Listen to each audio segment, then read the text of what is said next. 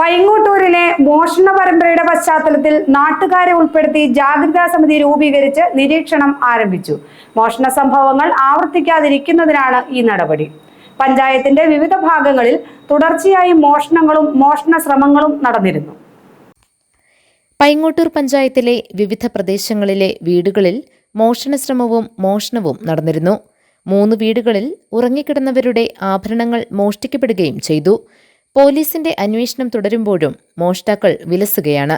ഈ സാഹചര്യത്തിലാണ് മോഷ്ടാക്കൾക്കെതിരെ ജാഗ്രതാ സമിതി രൂപീകരിച്ചത്. ജാഗ്രതാ സമിതി അംഗങ്ങൾ പല സംഘങ്ങളായി തിരിഞ്ഞ് രാത്രിയിൽ നിരീക്ഷണം നടത്തും. പോത്താനിക്കാട് പോലീസും ഗ്രാമപഞ്ചായത്തും ചേർന്നാണ് ജാഗ്രതാ സമിതിക്ക് രൂപം നൽകിയത്.